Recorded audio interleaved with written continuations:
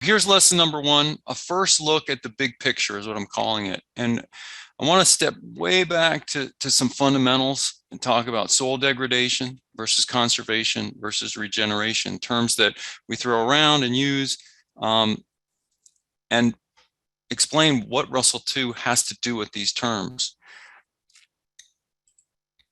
So why Russell II? In a previous lesson, I brought this up. I explained we're using Russell II to help us understand different forms of soil degradation. But the truth is that Russell II can help us assess soil degradation. It can help us assess how we're doing with conservation. And Russell II actually can help us assess how we're doing with regeneration, as we'll see. Russell II can actually give us a sense, if we're doing really well, how aggressively we're building soil organic matter. Okay, so it has some other functions there.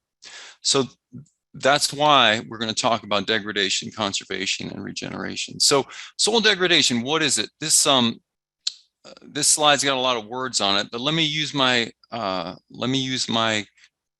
laser pointer here to help you work through it. So soil degradation, what is it? Okay, let's look at over here on the left, a more plain language kind of definition. It's damage to or destruction of the soil, right? We're degrading it, we're damaging it, we're destroying it. Well, maybe we can have a little more detail than that. All right, well, here's another common sense way to think about soil degradation, right? It's the loss or impairment of the soil's capacity to function or do its job. So what are the soil's jobs? We want the soil to grow maximum plants with minimum inputs as much as possible, right? The soil has to provide roots with air, water, nutrients, and ideally provide everything a crop needs.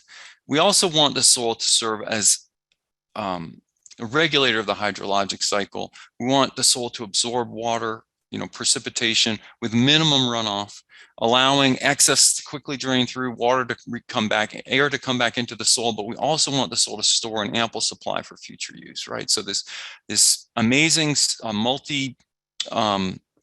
multi-size pore sponge structure we need. And we also want the soil to serve as nature's recycling bin, right? Break down organic waste of every kind, take the nutrients in those wastes and break them down their individual components, and then that feeds new life. So we have this idea of what is soil degradation. It's the loss of these functions. A more technical way of explaining soil degradation is just an unfavorable change in soil properties. So here we start using, a lot more soil sciencey terms. Like, what are soil properties that we would see unfavorable change in? Soil organic matter content, right?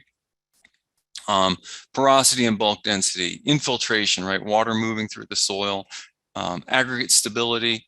How about nutrient content, cation exchange capacity, disease suppressiveness, right? If a soil is degraded, it may not, the plants that grow in it may not be as healthy, and part of that may have to do with disease resistance.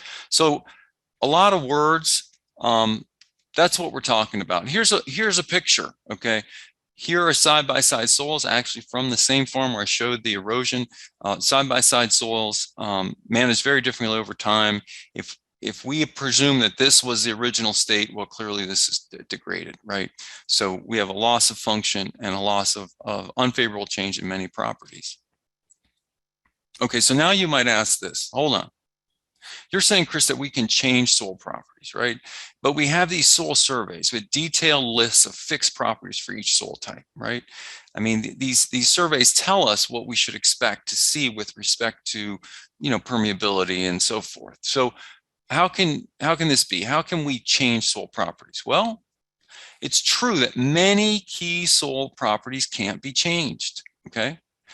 And what I want to introduce here is this idea that all soil properties fall somewhere on a spectrum between inherent or fixed properties that you just cannot change, and some that are dynamic and modifiable, right?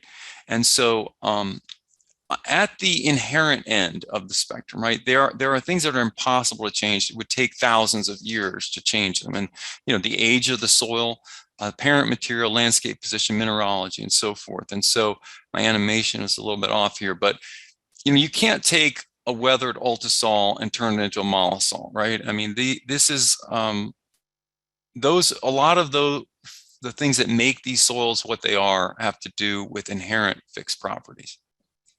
But something I think is really important when we talk about erosion and degradation in general is that we can't change much about subsoil properties with management, right? We can mainly change stuff that happens at the surface. So pretty much everything that happens in the subsoil, we can't change. And what I'm setting up here to start with is a distinction between topsoil and subsoil, okay? So let's explore that a little bit more.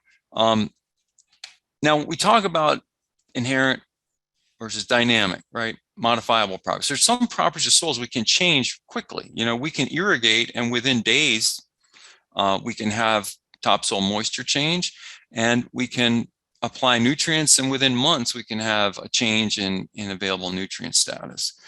But there's an intermediate category of properties that take years to centuries to change. Let's say, you know, maybe years to decades for some of these. We can change a lot about the topsoil, the porosity, the aggregate stability, the organic matter content. For the worse, we can change it pretty quickly. For the worse, for the better, we can change it slowly. And what we're setting up here is this idea that we can actually change most topsoil properties. And up here, I've said, even if it takes a while, right? So it can take a long time, but we can change the topsoil. We can't much change the subsoil. So just highlighting this distinction between topsoil versus subsoil, right? A first critical distinction. The topsoil and its properties, right, can be modified, all right?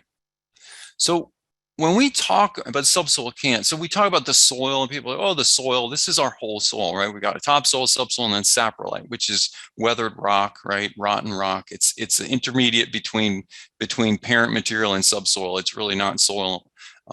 It's half rock. Folks, we can't change the whole soil. This is very important. The part we can change is the topsoil. So keep that in mind. And so when we talk about soil degradation, we're really not talking about degradation of the whole soil. We're talking about degradation of the topsoil. So I took all those words about what is soil degradation, I added the word top to it. And again, you might say, well, this is obvious to me. Well, maybe it's not obvious to everyone. And so I wanted to make sure we understand we're talking about the soil at the top, okay? And another critical point to make is that the fact that the soil is on the top isn't what makes it topsoil, right?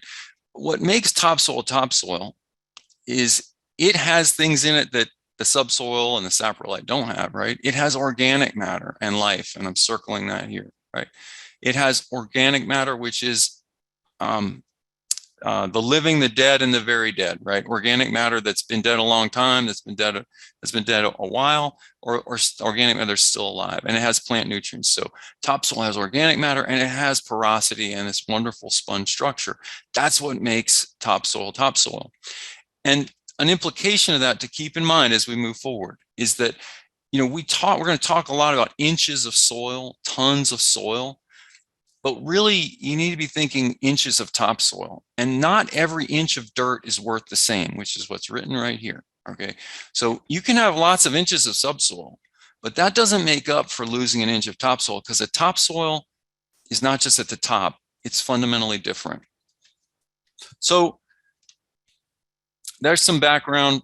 Let me ask you this. What's the official NRCS definition, right? Because a lot of folks on this call, maybe NRCS employees, and my job is to teach, you know, NRCS policy. So, well, I've offered you, you know, kind of a plain language explanation, logical explanation of what soil degradation is, but how does that compare? What is the official NRCS definition? How does that compare to what I offered you before, right? The more technical explanation. And again, bear with me here. NRCS currently lists 11 soil resource concerns. All right, those are our official forms of soil degradation for conservation planning. They can be divided into 4 categories. So I'm going to try to simplify it. The first is rarely relevant to Virginia ag. It's salinization or chemical pollution and subsidence, which would be for organic soils. And essentially, we're going to ignore those. The next has to do with loss of soil porosity and structure, right? If we lose that sponge structure, compaction or aggregate instability, okay, so that category of NRCS's, you know, forms of soil degradation, that pretty much takes care of this. Then This is what it looks like. Okay, again, trying to get a little more real with pictures. This is the structure we want, and this platy structure is obviously been packed down. So this is compaction, a form of soil degradation. The next sort of group of official NRCS soil degradation, forms of soil degradation, loss of organic matter and soil life, right? Soil organic matter depletion. And that matches up pretty well with, these forms of degradation that I listed. So, at this point, it looks like, and this is what soil organic matter depletion looks like, right? It seems like we've kind of covered it, right? I mean, all the things that I said degradation of soil was, we've covered it. We've lost organic matter and soil life. We've lost soil porosity and structure. There are different terms to cover that, but that's pretty much it. That's how you degrade soil. Well, there is another form of soil degradation, and this is the loss of the soil, right? And what we're talking about here, erosion is the ultimate form of soil degradation, right? We talk about soil organic matter loss, we'll talk about compaction, and we look at these finer types or these different types of degradation. The big daddy is soil erosion. Erosion is the complete disappearance of topsoil, right? And I wrote gone, lost, vanished, washed or rolled or blown away, right? So what we're saying here is the idea is that there's a layer of topsoil that just is gone. It is the most significant form of soil degradation, and it is almost always an underlying cause of other forms of degradation. And it's also usually an effect of, it's caused by other forms of soil degradation. When the soil is more compacted, when it's lower in organic matter, water doesn't tend to go in very well. We get more runoff, we get less aggregate stability, etc. So the big daddy is loss of soil, otherwise known as erosion. And we have different forms. But what I want to highlight here is that we talk a lot about soil organic matter these days, with the soil health, even talking about carbon sequestration. Guys, soil erosion causes all of the other forms of degradation. It is again the ultimate form of soil degradation, and therefore it is the number one form of soil degradation we have to look out for. So this is such an important concept, this idea of topsoil disappearing, that I actually created these diagrams. They're fresh off the press, and see if I can explain this to you. This is what Russell 2 is helping us understand, right? Is this idea that we are actually, over time, going to lose some of the topsoil, and the soil surface will drop. And you'll say, well, that doesn't make sense. Well, that's what happens. The soil surface, the surface of land actually goes down, but it's very hard to notice across a wide area. It's only when you're in the edge of a field where erosion happened, and there's an edge where there was no erosion versus erosion, you actually will see drop-offs, right? So this is what happens, right? And so this is the process of erosion. We lose topsoil, it just simply disappears. It gets thinner, right? The topsoil layer gets thinner.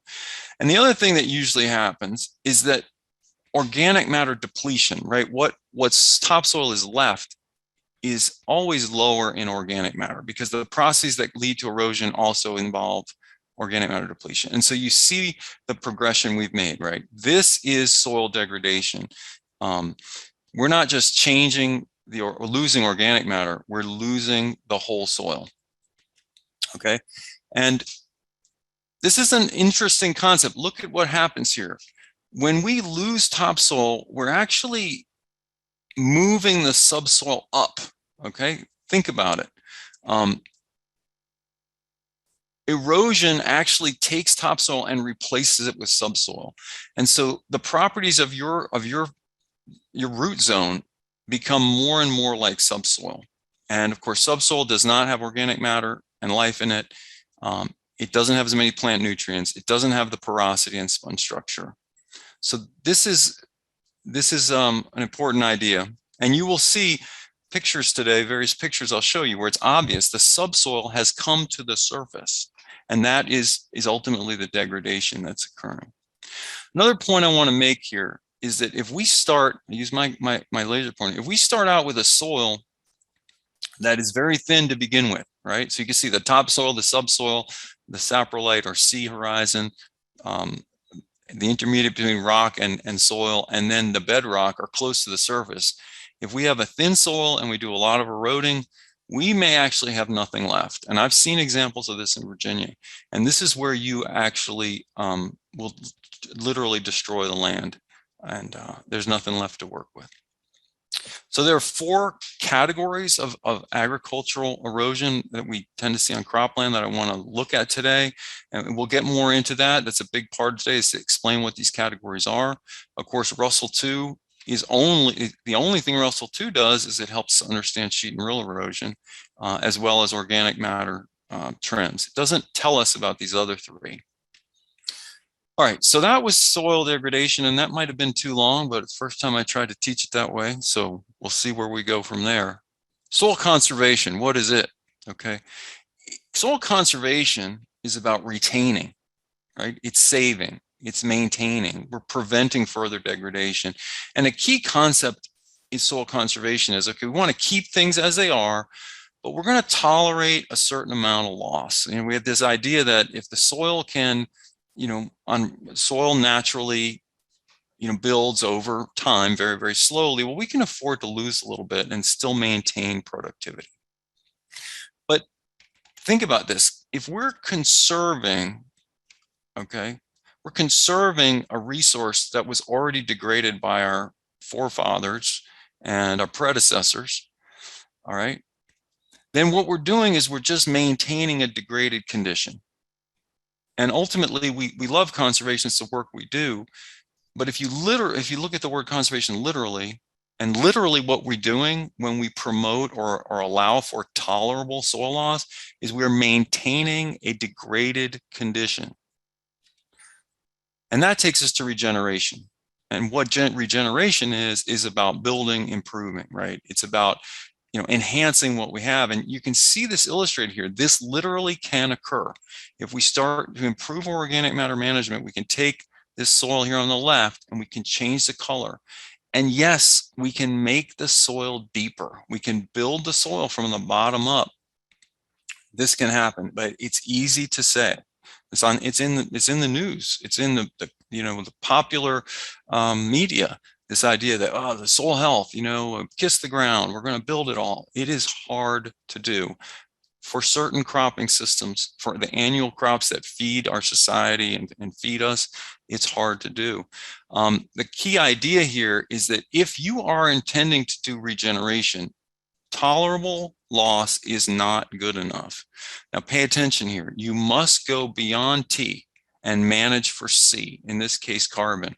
Now we can't have that little red layer indicating a tolerable amount of soil loss. We cannot afford to lose any soil at all if we intend to regenerate the soil in a reasonable time frame. Now, I want to back that, refer to a resource here. Here's your Virginia Erosion Resources Index, right? And there's a document here, Quick Erosion Introduction. And it's a 25-page excerpt from an excellent USDA soil management textbook. And I want to highlight it to you. So I took this 400-page book, and it's a USDA publication. So I just excerpted 25 pages as a PDF, and I put it up here for you to read. And it talks about erosion, but the title of this book is Building Soils for Better Crops, right? And it's about sustainable soil management, but it's not about tolerating, a tolerable amount of loss. It's talking about making soils better. That's the idea about building. And here in its first chapter, it quotes C.W. Burkett from 1907, saying that soils can be restored. You have to do a few simple things. So that's part of the idea here. Again, what does this have to do with Russell? Russell helps us understand erosion, also helps us understand organic matter building, which is key to building soils. So finally, let me close out this long intro part here, but putting it all together with what you're hearing about soil health movement, for instance, the For the Soil campaign in Virginia. Remember, the more you will find people talking about soil health all the time. Soil regeneration is easy to say, it's hard to do. There are these 4 soil health principles that we need to follow. We want to keep the soil covered and minimize soil disturbance. And, it's very, very useful to focus on these general principles, right? This is how we rebuild the soil. But an important question, y'all, is, well, how aggressively do I need to minimize soil disturbance? And how much do I need to keep it covered in order to actually achieve, some goal? And this is where one of the things that I'm working with, working with this For the Soil group on, is trying to also include or highlight 5 soil health priorities, is what we're calling them. Eliminating erosion. Ooh, remember what we said? You want to regenerate. Your goal, if you really want to regenerate, has to be to eliminate erosion. And that involves matching the land use to the landscape, right? There are some slopes where no-till and cover crops are just not going to do it. If you want to really build soil health, you have to put those back in perennial vegetation, right? And that's something we don't hear a lot about, but it's important. We want to build organic matter and we want to build soil life, right? We want to do the soil health principles well enough to achieve these goals. And the way to get there is systems, right? But what on earth, Chris, does this have to do with Russell 2? Well, how do we know if we're doing good enough at eliminating erosion and matching the land use to the landscape, particularly the slope, the soil type, the climate? Well, how we know if we're building soil organic matter? Russell 2 allows us to do this. And many people do not associate Russell 2 with the soil health movement. But folks, part of the reason for this webinar campaign here, this educational campaign on Russell 2, is to help build that linkage. Because if we don't have some kind of tool to help us know how well we're doing, and if we're doing well enough, then on some slopes in some parts of Virginia, we'll follow the 4 principles, but we don't do them well enough or intensively enough to get to the end goal of building soils, rebuilding soils. So folks, that was a heck of a starter. I'm going to take a breath here and I'm going to ask you to answer this interactive review question. You got 4 choices and there's only one right answer. So go ahead and see what you come up with. Well, we have more than 50% participating, and your response rates, we definitely have the majority answering correctly. But hey, the reason this question is good is because it's a little bit confusing. We do use the term C in the context of Russell 2 to refer to a C factor, crop management factor. We refer to that sometimes, and C could pertain to conservation. Yeah, it could. Cash, well, not so much, right?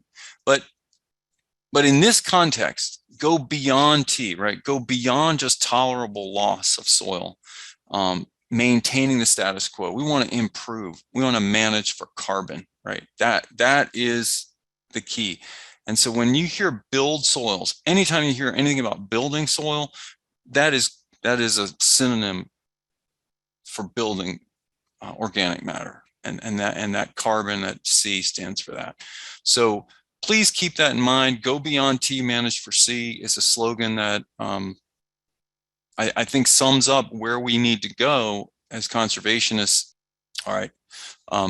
So again, let's to clarify, this is not the right answer. I could see where you might pick these, but they're not the right answer in this context.